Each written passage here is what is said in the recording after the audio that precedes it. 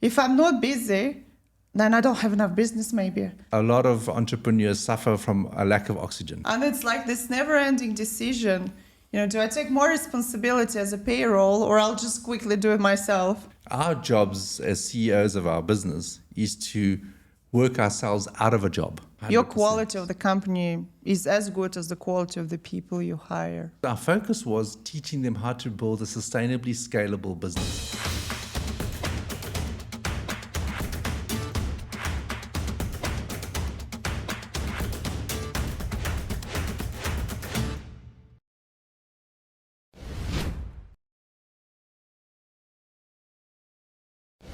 Hi guys, welcome to my new episode, Brands Through Stories, podcast about people behind successful companies, successful brands that have a positive impact on our planet. Do you know, now we're in the summer period and we're all getting ready for vacation. And what I see more and more from my friends who are entrepreneurs, people running around, they run around like headless chickens. I hope I don't offend anyone. And everyone has the same thing. I'm so busy, I'm so stressed. And it's interesting because during summer period, usually in the Middle East, is the time when everything slows down. But I feel every year actually it's more and more stressful, more and more busy. And I was wondering what it is, because when we look at revenue, it doesn't really double every year, but stress feels like triple every year. I wanted to take that topic for discussion. I have a podcast about it. And that's why I invited my good friend, Vic Baretto, who created a company called the Boardroom. The Boardroom is the company that helps us leaders, entrepreneurs, to have stressless life and to also be able to scale our business sustainably. So please welcome my guest, Vic Baretto. Thank you, Nina. Thank you for having me.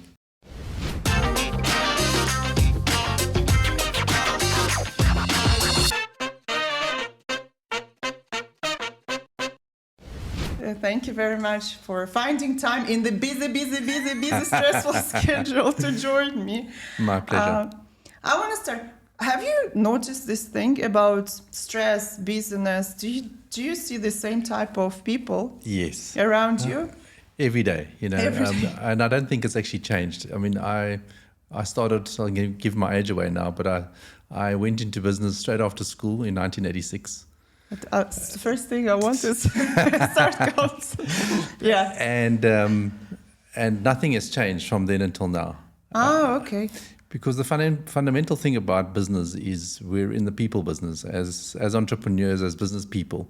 Every single day we have to run our businesses, execute our strategies through using people. We have to hire the right people. We have to lead them correctly. We have to manage them correctly. We have to get them all to come together to have one plan to execute on a business, right?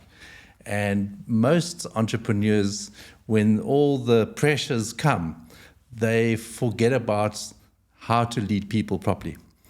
And within that process, it actually creates a lot of stress, not just for the entrepreneur or the business owner, but also for the team. Okay. Yeah. So what we find is, and in all my life I've faced those problems, right? And I had a situation where I was running a business and I had about 200 people running this business that I was employing, and I found it really very stressful. And a good friend of mine introduced me to my then became business mentor. And in one of my first sessions, I sat with him and he just said to me, "So tell me about your business." I said, "It's just stress. It's just stress." 7 days a week, busy, Yeah. and you never have time for anything, and you don't sleep at night, and you have to wake up in the morning and repeat, and just trying to cope. And it's all about coping. And he started questioning on me on my leadership skills. And he started saying to me, "Vic, how do you lead?" So I said, "What do you mean?" So he says, "Well, tell me, how does it work in your business?" So I said to him, "Well, we've got all these challenges and problems and whatever else, and people would come into my office every day, and I have to keep, focusing on helping them solve their problems." He says, "Okay." So he says, "So you solve everybody's problems?" So I said, "Yes." So he says, "How long is the queue outside your door?" I said, "Yeah, it's 200 people, 190. 100%. There's all these people always wanting your the solution. Yeah. And he says, "So you don't allow other people to make decisions." So I said to him, what do you mean? So he says, well, it sounds like you make all the decisions in your business. So I said, yeah, pretty much. He says, well, that's where your problem is. So I looked at him and I said, what do you mean? So he says, well, Vic, until you allow people to make mistakes and allow people to have a seat at the table, the chances of you growing your business without stress is almost zero. I looked at him, I thought about it, and I said to me, and you also won't attract the right talent. I said to him, what do you mean? So he says, well, the people that will really help you grow your business do not come to a business where they can't have a seat at the table. And basically what he was saying is allowing them to make decisions, allowing them to bring innovation to the table to help grow that business. He says, all you'll do is get yes, sir people. So people that will just say yes, yes, and yes. And he says, by going out there and solving their problems for them, all you're telling them to do is every time you have a problem, go to Vic. Okay. You want them to depend on you. But that's right? what we do as entrepreneurs, right? Depends. So what happens is, and because we're hiring all these people, and then we're telling them, we have to tell them what to do, we then say to ourselves, oh, I'm not going to give it to them because I can just do it better myself. So now you've employed them to add value to your business, but now you actually go and do the work for them. Right. And so how do you scale a business and how do you take the pressure off you? Because you're meant to be hiring people to take the pressure off you to be able to scale your business and actually roll out your business faster, right? So he taught me that and I thought, wow, that's a really, really important lesson. And he said to me, Vic, you cannot have more than 4 to 5 people that report to you in your business. And I said to him, that's not possible. I've got like 10, 15 managers. He says, you just cannot. So I said to him, why? So I said to him, well, when are you going to get to do your business, do your work? And I said, I do it on the weekends. He says to him also, what good are you on Monday to Friday? Because you're just tired. Yeah. And the more tired you are, the less clear you think, and you actually cannot make good decisions. And therefore, you burn a lot of cash unnecessary in your business because you keep making mistakes or you keep procrastinating on making good decisions. And then your team feel the procrastination. So then they also relax and say, okay, well, when Vic decides to finally make that decision, we'll get on with it. And it became a big problem. There's another thing that I believe comes from inside of us, is that it feels like is that kind of belief. I don't know if it's true with the new generation of businessmen because there's that whole idea of delegate and enjoy your life. But then there's another thing that I want to be busy. Busy is good. If I'm not busy, then I don't have enough business maybe. Then what? I have to fill my life with the busy work. So that I think that internal also battle always. Why am I sitting down? I can close some deals. I can do this.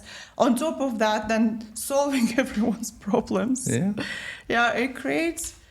It takes away all the oxygen, like you say. Yeah, I find that when you don't have a structure and you don't have teams, you don't have time to think.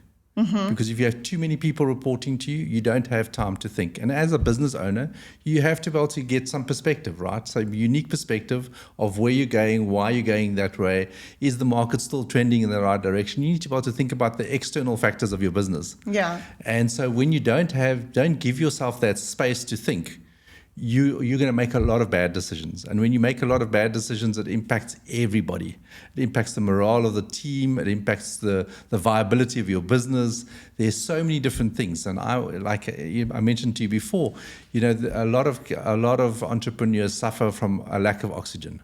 Yeah. And a lack of oxygen is from many different perspectives. But one of the main ones is cash flow.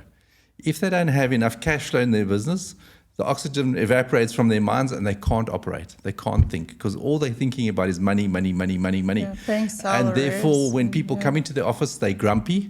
Yeah. And the employees pick up on the grumpiness and then they just want to run away from you. They're trying to duck and dive and not to see you because you're grumpy. That's the one. The other is you don't give yourself enough time to sharpen the saw. So what do I mean by that? Yes. So think about you going into a forest, all right? And we both go into a forest and someone says to us, there's 2 trees and 2 axes or 2 saws. And they say to us, the first person to chop down this tree will get $1 million. Okay. So, but they're giving us both the axes or the saws are blunt. and they give us they give us the right equipment to sharpen that saw or that axe. One of us decides to sharpen the saw, and the other one decides, now I'm going to start chopping. To be the first. To be the first. But what they're doing is by halfway through the tree, because they've got a blunt axe, they're so tired they can't continue. But the person who sharpened the saw will take his time or her time and then chop down the tree a lot faster, because it's a thing. Now, it's the same thing with us as individuals. In business, if we take time out to sharpen the saw, in other words, we have the right component of people that are reporting to us, which means that we can now start seeing through their eyes how they coach their people underneath them. Because I always say you've got to scale through teams. And it's impossible for one person, unless they're really good, to have more than 5 direct reports. Mm-hmm. Because if you've got 5 direct reports, you're now responsible for those 5 people on how they perform in the business, but you're also responsible for yourself. Now, most entrepreneurs, what do they have? They have 10 people reporting to them. If not more. If not more. So therefore, what happens is their saw becomes blunt. Okay, so they cannot chop down the trees anymore. So what they do is, to the art of business that you were talking about early on, is they only feel good if they got a to-do list that they have to tick off, because that makes them feel good. Yeah, which always magically grows every day, right? 100%. More you work, longer it becomes. But the question is, how important are those things to do? Yeah. How are important? They going to be materialistically take your business in a material way forward? Yeah. Are you going to accomplish what you set out to accomplish? And 9 times out of 10, it's not. Right. Because you see, if you don't sharpen the saw with yourself and even with your team members, don't give them more than 4 to 5 people. So when you've got a new person in leadership, always give them up to 3 people maximum to start off with to lead. Because once they can help those people and coach those people to do their jobs properly, then you can give them more people, but no more than 5. But then we go back to then the first oxygen problem is the cash flow. Yes. And then we play this thing, do I hire them and commit to more salaries, or shall I do this job myself? And it's like this never-ending decision. Do I take more responsibility as a payroll, or I'll just quickly do it myself? And then you do a job of 20 people. Yes. Yeah. But think about it. So what are you doing then? Is you blunting the saw again? Yeah. Okay. I'm going to have this analogy in my head all the time now. So now you're going to blunten the saw. So therefore, you're not going to be able to do more. You're just kidding yourself. You're going to do more, but with less quality, right? Right. And therefore, your business is still going to suffer, right? Yeah. So the most important thing is, if you grow teams and you take one team member and you grow that team, you what are you doing? You're growing capacity, you're growing capability, and you're growing competence.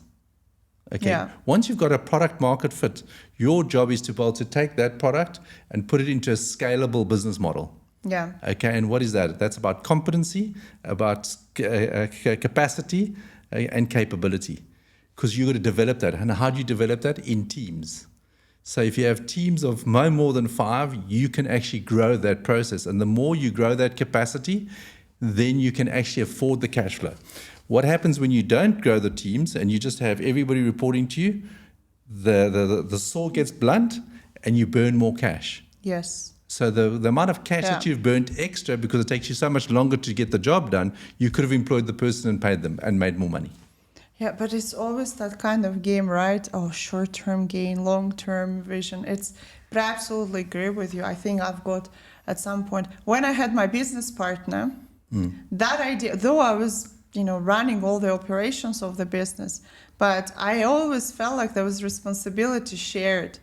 So when I was delivering my 2 kids, I sort of felt okay, because I put all my responsibility mental onto his shoulder. He didn't need to do anything at the end of the day, but that mentally was okay. Now on my own, I had to rebuild, the company from scratch almost after 2021, those crises. I have stress. Going on holidays makes me stressful. I don't know, this idea of not doing anything that particular moment and sitting and relaxing makes me stressful. And I guess you need to forcefully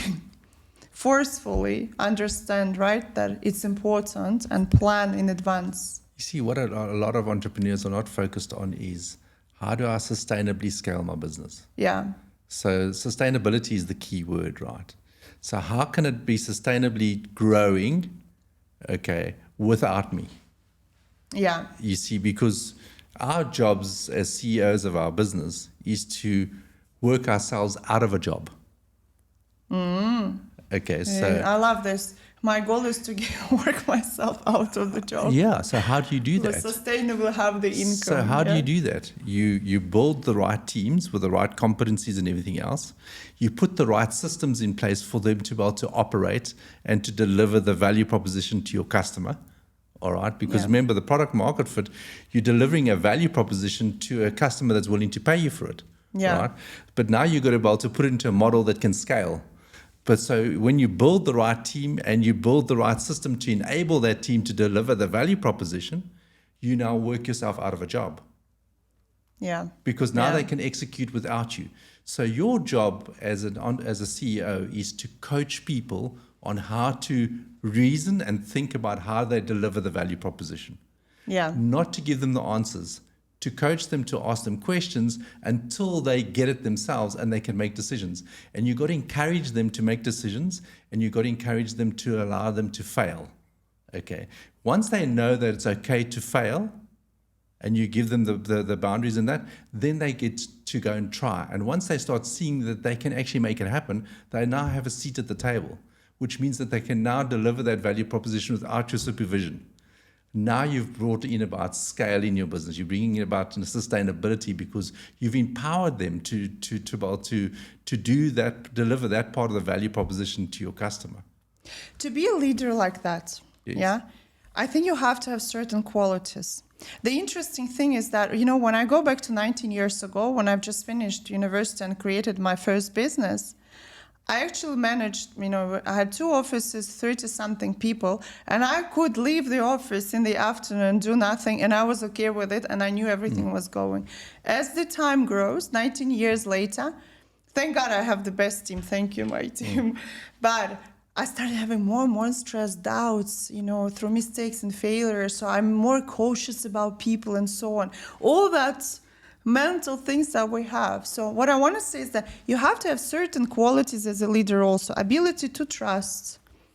Yeah? Ability to see the best in that person. 100%. But you see, it goes through how do you coach that person and making sure that your objectives of the business and their objectives for their career is aligned. Okay, Yeah. so I think what a lot of people, and especially in today's age, the job market is very different to it was 15 or 20 years ago. Okay, Yeah. 20 years ago, people were trying to get a job for life. Okay, today they're not. Today they want to see your job as a stepping stone in their career. So when you start with someone and they come into your business, your main job is to be able to say to them, listen, I understand that in 2 or 3 years' time you might leave. And that's all good.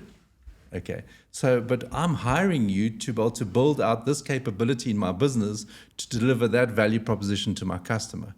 So I know that you're not there yet. So this is a learning curve for both you and I. All right. Right. So I'm going to help you build that capability and that capacity to do that. So that might take you 2 years to help me finish that project. And if after that you want to leave, fantastic. That's all good. But then, so I absolutely agree with you. But Yes. I know a lot of my clients, potential clients, friends, they struggle with one thing. UAE, for example, is a very transient place, right? Yeah. People go and stay. They come here for they want money. Sure. That's the main motivation, and safe life and comfortable life. Now, a lot of people do not want to invest in the training because they feel that they've put all this money in training, all their time, and then that person just leaves But for 1,000 dirhams, bigger salary sometimes even. But think about it from this perspective. So if you encourage what I've just spoken about, Yeah. right, what you're doing is you're getting those people to help you build the best system possible. Correct. So Okay. it's not that person, it's the system that's being built. That they're building. So they're building a capability Right, in your organization, right? So now what happens is because you're getting them to be enthusiastic, they realize that you're happy for them to leave in 2 years' time, that you're a stepping stone. So they know that you're going to try and spend most of your time coaching them on how to become that person to have built that system. And you have an agreement with them that 6 months prior to them departing, we hire the right person to come in so they can shadow those people in that role and take over from them. Now it's not like I'm giving you 30 days notice. Yeah, now it's that commitment also. But you see, for them to be able to put on their CV that they've actually built and developed that capacity and capability in an organization is something they can go to their next employer with. Right. Okay. Right. But now you're empowering them because you're having an honest conversation. You're saying to them, I know that you're going to leave me in 2 or 3 years' time because my business is not big enough for you to be able to grow past that point. So let's chart out what is it that you want to become, what skills you want to develop over the next 2 years, and what capability I need you to be able to impart into my business. What are they doing is they're actually helping you scale a business. They're helping bring a system in place, because one of the biggest, besides leadership and people in a business, to scale a business, you need the right systems that people can just repeat and repeat and repeat, right? Right. In a sustainably good quality and a good manner of delivering that value proposition. But if you don't have the right systems and infrastructure, they can't do it, right? Right. But if these people helped you build it and they went off to greener pastures, you'll be happy. Like, thank you very much, right? That's a very interesting perspective. I mean, I absolutely agree with everything you said. I'm a big people person. Yes. That's how I run. I rely on people also. I believe in them. But I think your analogy, not the analogy, what you're saying about the system. So it's not just that person, he's helping or she's helping to build a system. I think it's very powerful.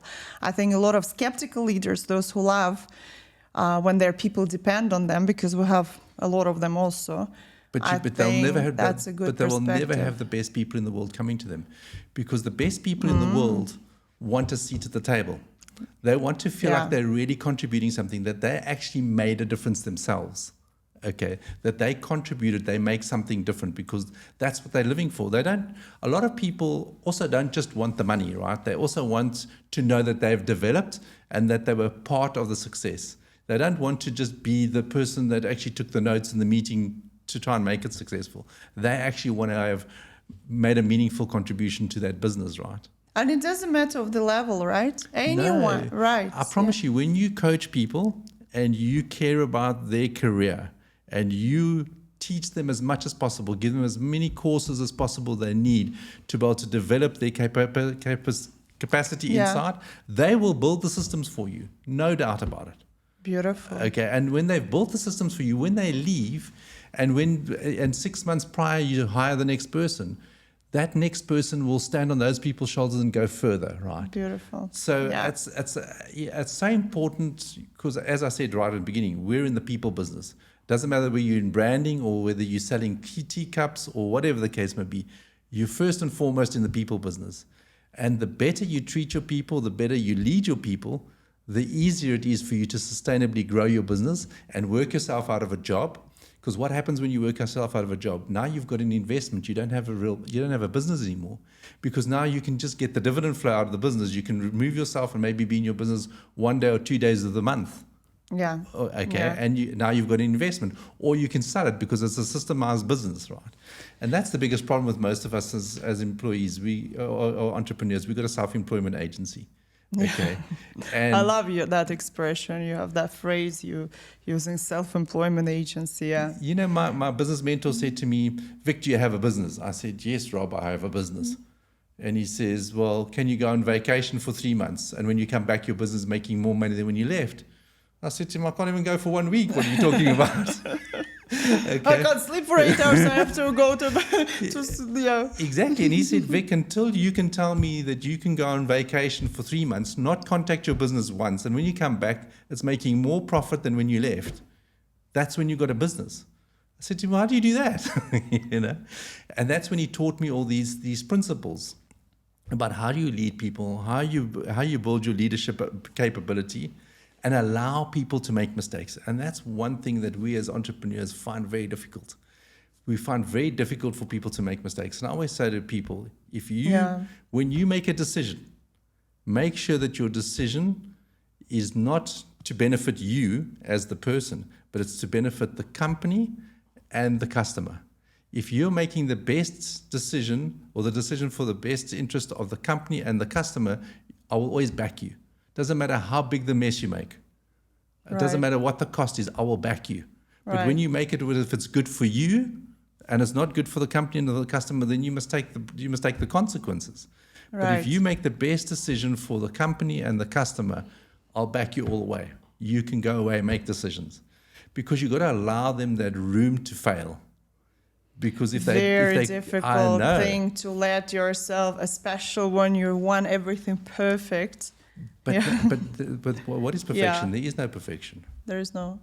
Really? No, there is no I thought there perfection. was. There is. Where is perfection, right? What is perfection, right? It's our own view on what. Yeah. Yeah, 100%. I mean, the only thing that at the end of the day, as entrepreneurs, as business owners, is we want to be able to make sure that we give our customers the best value, and that we make sure that our team feel like they are supported, okay, that they're actually getting somewhere and they've got meaningful growth in their careers. Our jobs as CEOs is to make sure that our number one customer, which is our employees, are growing as people, that you're giving them a seat at the table, and they will look after your customers. You micromanage them, you give them no decision-making power, no nothing. They only the people that want the paycheck at the end of each month. I always say there's people that want a job and there's people who want a career. The people who want a job just want a paycheck. From month to month, they'll do whatever it takes just to get the paycheck. The people that want a career want to advance themselves. Those people can add a tremendous amount of value. Those are the people that can build your systems, but they do not come if you don't give them a seat at the table. What's the percentage of that? Usually on the market. Normally, Here. 80% people come for jobs. Yeah, and that's what it says about it. Yeah, but the point is because no one's actually bothered to actually help them grow. True, absolutely. And that's why I always tell my clients and my potential clients about the importance of culture. 100%. Your quality of the company is as good as the quality of the people you hire, right? 100%. I mean, that's our biggest challenge, is hiring the right people, right? Hiring the right people and then keeping finding them. people that want to actually have a career, right? Yeah, absolutely. Tell me a little bit about the Boardroom. So because I love people. Yes. I believe in people so much. I have a self-employment agency, which I think I enjoy. Okay. But I would love to, from time to time, have a peaceful holidays with my family and stressless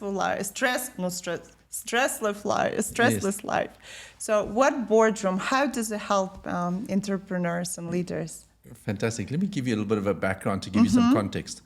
So what happened was when I met Rob and he challenged me on all these issues around my business, after about 2 years, 18 months to 2 years, my business started flourishing and I actually started owning a business and not a self-employment agency. And it was wonderful because my stress levels just went down from there. And the one Sunday afternoon at his house, we had a barbecue and I said to him, Rob, what you've taught me is both a blessing and a curse. And he said, well, what do you mean by a curse? I said to him, well, prior to you coming to my life, I still knew something a little bit more than other people in business. Right. And I taught them whatever I knew. Right. And I used to have I had 5 or 6 people that came to me for help. Yeah. But I said, after you taught me whatever you've taught me over the last 2 years, all of a sudden that has grown to like 40, 50 people. And I said to him, and I can't say no to them because you didn't say no to me. All right, so I feel like I'm obliged to pass on the knowledge that you gave me. And I said to him, so what? So now what do I do? I mean, I've got a full-time job. I don't have time to look after to kind of coach 50 people. So he just laughed. And a couple of months went by, and he came, and we had again at lunch, and he said to me, Vic, I think I've got a solution for our problem. I said to him, what problem are you talking about? He said, remember you told me about the 40, 50 people? I said, yes. He says, I went and I spoke to the CEO of this big bank in South Africa where I'm from, and they had a big training facility. And he said, I've managed to get us the training facility at no cost for weekends. So I said, fantastic. So what are we going to do? He says, you bring your people, I'll bring the people that keep coming to my door, and we bring them together and we teach them. And with one stone, we kill all the birds, right? And I said, fantastic, let's do it.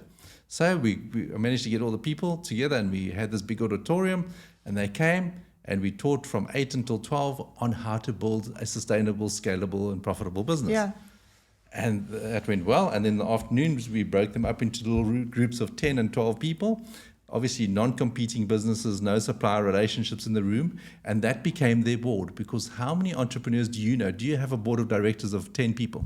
No, I have my family advisors. Yeah, but do you have a My board mom, of directors? my sister, my husband. Yeah. That's my guest family board. Yeah, but, Yeah, but no, I don't, where do you yeah. get that diverse input, Yeah, right? just And walk so around, ask people. we put them in these boards, Yeah. and it just took off.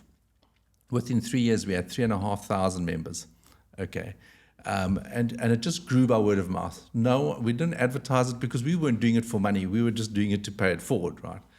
And the people just kept on coming. And what we realized was every 18 months, these guys would double their revenue in their business. And Because they had that board that they trust, that they stay over. because our focus was teaching them how to build a sustainably scalable business. So we taught them about all the things that we've just spoken about earlier. Right. All right, on how to hire for teams, how to build through teams, manage all those processes, and we taught them all of that stuff. And then in the boardroom, they would basically discuss it in more detail about how this person was having a challenge implementing lead recruitment or this, that, and the other, and we would. The owners around the table would help each other overcome the problems. And they're people from the same, more or less, background, same struggles. Yeah, but they're all CEOs of business owners. Yeah, the right? level is. So if you think about it this way, and we had small and big businesses in there, where do you go and get 12 CEOs to meet with you once a month to look at your business and help you make the right decisions? Who cares about your success, right? Yeah. Who cares for you to 100%. Yeah. And you care for them. Where do you and go you to care get for that? them. You Well, I can't go don't. anywhere. No. You can go to PwC, you can go to Accenture and Yeah. go and hire a consultant. And that consultant, I can promise you now, has never, ever run a business or ever started a business. So how do they identify with what you're going through? They can't. It's not possible, right? Now you've got 12 people that you cannot hire. Right, you can't hire them. You Because can't they're even busy. pay them. Yeah, Because they're busy, yeah, right? Yeah. And they know your struggles, they identify with your struggles, and some of them have gone through some of the struggles that you're still going through, and you've already conquered some of the struggles they're going through, and now you help each other. And if you've got a good chair that can facilitate the process and make sure that you can come out with actionable insights and actionable practical steps to grow your business, that's wonderful. So anyway, this thing just mushroomed and grew. So fast forward, I came to the UAE. And I met the gentleman who bought the Capital Club, and I agreed to run the Capital Club for 1 year here in Dubai. So as the CEO of the Capital Club, I try to create a whole value proposition for the Capital Club. And my mission was, how do I help small to medium enterprises actually have a better environment to run businesses? So we interacted with government. We created what we call a bridge to government, so a bridge between government and business. And we got them to change legislation. We got them to do a whole bunch of things, right? And then in the discussions, we created a lot of roundtables and a lot of panel discussions, which is still going on today. I started realizing that I was speaking to all these different, small to medium enterprises, that there's no support infrastructure for business owners in this country, nothing. And I started talking to the people who ran all these incubators and accelerators and whatever else, and I started realizing that the principals, the founders of those incubators and accelerators, none of them have built a business before in their lives. They're on the, they're building now. But Yeah. what they actually do is offer you is like a WeWork station. Yeah, So it's a real estate to be business. honest, it's a bit like that. They're real estate businesses, yeah. right? Yeah. And I started thinking to myself, wow, there is no support infrastructure. And I started talking to these business owners, and I realized that they all got the same problem. They all own self-employment agencies. Welcome. Yeah. Big self-employment agency. And so then I realized that there is room for something like we did in Yeah. South Africa in the Boardroom.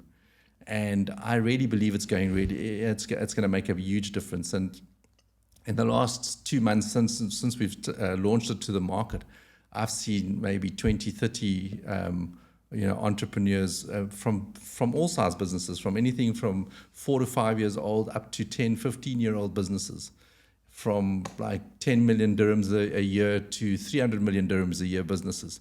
And every single one of them has a self-employment agency. And it's fascinating, right? And Yeah, they all got it the is same fascinating. stresses, they got the same issues.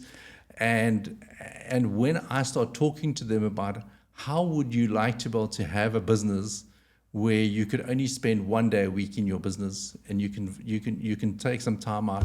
And they said, that's not possible. I said, well, have you? So then we start talking about their leadership capabilities, and they're all these control freaks. They're all these micromanagers, right? They all just want to control every little aspect of their business because they've got this fear of delegation, as we spoke about the other day. They can't delegate because they just don't know if it's going to happen. And why? Because they've never gone through a process of coaching their people and helping them go through it and having an honest conversation with them about their career path in the business, and at which point in time, once they've achieved X, Y, and Z in their development cycle, when will they be leaving? And actually working with them to actually build in capabilities into their business. And when I start talking about these issues, and at the Boardroom, our focus will be to help people build sustainably scalable businesses. It doesn't mean that you have to work for 2 days a week in your business. If you love your business, work in it full time. But if you want to go away for a month, it shouldn't be a problem, right? Yeah, I think that's the... And then you can scale the business to the size that you want it to be. Because a lot of us, we got an ideal of what we want our businesses to be able to earn for us, right? Because we want to be able to give our families a better life, or whatever the case may be, or pay our employees better, or whatever the case may be. But to be able to do that, you need to be able to learn how to scale a business properly and sustainably. And when I talk to them about this, up until now, I've only had one person that said to me, I don't want to do it now, but I still want to do it maybe at the end of the year. I don't have time now. But every other single person said, I want to join. Because they're all suffering from the same issues, right? They all want to be able to have 12 people that come around a table that's vested in their success to be able to help them grow and scale their businesses. And I love this idea because I have several businesses, and one of them is the online, learning and so on, where I let people, I let team grow it, run with it, and enjoy it, and it's a huge difference. It's a huge difference. There's more creativity there. There's more innovation. There's freedom there. They have a seat at the table. Yeah, and they enjoy it. That's the most important. Because they can say, I did it. Yeah, right? Yeah. They can say, I was part of that. It wasn't like I was told to do step 1, step 2, step 3, step 4. They actually found new ways of bringing it. So they bring more innovation, more creativity. Yeah.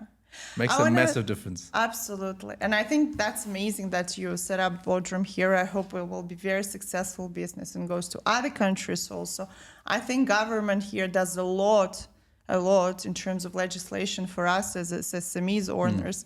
But the infrastructure that is done by us, yes, it's still a lot we can do. And I think by having the Boardroom here is one of the biggest steps of creating some meaningful, sustainable businesses. Yes, and also not make it a lonely affair, right? Yeah. Because for most of us as entrepreneurs, it's a lonely thing, right? Right. We're all lonely, and we all take that stress upon ourselves. Correct. So therefore, we cannot sharpen the saw, right, when we have stress. Correct. Right. So if we can get together and we're around a table and we have that support infrastructure, and and all those people start helping each other, all of a sudden the stress starts dissipating. You start feeling like, oh, it's not just me, okay? And you grow together and you hold each other accountable together. Then I think the businesses will be a lot more successful. Then the magic happens. Exactly. Thank you so much. I want to ask, so that's what I asked all my guests. Yes. It's 3 questions at the end. Yes. What do you need to do regularly to be a successful entrepreneur? Yes. What you should stay away from to be a successful entrepreneur, and what you shouldn't be afraid of? Okay. So do regularly. Yes. So what you do regularly is make sure that you get wise counsel. Okay. Okay. And hold yourself accountable. Mm-hmm. Okay. Sounds very serious. Sounds like very serious stuff. Yeah, well, think about it. Yeah. So let's say you go to someone for help, and you go and lay out where you want your business to go. And you go and lay out how you think you're going to grow your business to that point, right? That person, if obviously you're going to go to the right person, okay, we're taking that into consideration. Once that person, you agree on a plan with that person, you've got to be able to say to that person, can I come to you on a monthly basis and hold myself accountable to you on how I'm executing that plan? That's very, very powerful. Very, very. Because when you do that, and on a month-to-month basis, you hold yourself accountable to how you're executing your plan, you will subconsciously in your mind know that you don't want to look bad in front of that person. Yeah. All right. So you actually get on and do it. But also what happens now is when you start doing some part of your plan and it's not working, you will be quick to reach out to that person and say, hey, I'm trying to do this. I'm hitting a roadblock. I don't know how to do this part. Can you help me? And then you get some more wise counsel and you get over those roadblocks a lot quicker. What that does for you is it lessens the procrastinations in the decisions that you make, and therefore you will have a happier team because you're not holding back on decisions because now they're waiting for you for decisions. And it'll also lessen your cash flow burn because you're actually progressing steady by steady and going through the process, right? Very nice. Yeah. Okay, Yeah, so what was the second question? Stay away from. Stay away from. I would definitely stay away from toxic people. I think that's number one answer. Yeah, it is. Definitely stay away from toxic people, and make sure that the people that you get wise counsel from have a vested interest in your business, just purely to help you, and no other reason. And I have a question here. Sorry, it's the fourth question, but toxic people. Yes. Now, I had the previous experience with, I felt was a toxic person. And every time I was saying, you're very negative. The answer was usually, no, I'm a realist. You're optimist, and I just see that's the reality. Mm-hmm. Is that toxic? How do you know that's toxic or negativity? Where is that? I think, it's toxic if you find that they can never find anything good in it, if they can't see the positive in things. Right. If they can't say, yes, I can see that is the problem, and they don't like your solution, if they can't come up with an alternative, it means that they're toxic. Very good definition. Finally, I know what it is. You see, because if they can come up with a credible alternative, it means that they've got your best interest at heart. If they're just trying to shoot you down for the sake of them looking good, or just shoot you down because they're negative. Yeah, because they want to look good, because they're right. It's about them, right? Yeah. And it's not about helping you. It's about making them look good. I always say to people, I never go to advice from people that aren't over themselves. You see, because if someone's over themselves, they're then interested in really helping you. Right. But if they're not over themselves, they want to show you how clever they are. And I don't care how clever they are. Yeah. Can you help me or can't you? I love this. And the third one, not to be afraid of. Not to be afraid of. Not to be afraid of allowing your team to have a seat at the table. Yeah. Really, because if you can allow your team to have a seat at the table, they will shoulder the burden with you. I was with one of my clients that I mentor and help this morning, and he was telling me about his business, and it's a new business now. He's just sold his previous business, and now he's got a new business. And he was telling me about the opportunities they have and the cash burn that they've got being a new business. So I said to him, have you shared the numbers with your team? He says, no. So I said to him, so how do you expect them to take responsibility for those numbers with you? Why are you willing to put those numbers on your own shoulder and only you suffer? It's very interesting, because I had that dilemma in my head today. So I sat with him and I said to him, look at the numbers. Yeah. So go and put these numbers, give them to your team, show them the negative cash burn that you've got, okay? And show them what we need to do to be able to realize these opportunities so that in 6 months we can break even. And show them the plan, and then say to them, listen, this is my way of looking at the plan. Do any of you have any great suggestions that I'm missing? Yeah. And get them to be involved, get them to own the plan that's going to help you get break even. Because you can't expect them to deliver on something if they don't know why they need to deliver. Absolutely. So if you don't give your team a seat at the table, then you're the only one that's going to be worrying about everything. And what's the point? That's why you have a team, right? And big table. Exactly. That's amazing. I've learned so much. I'm going to get a very big table, guys. It's going to be that's why some people have long, large tables at the conference rooms. If I can say one last thing to you, Nina. Please.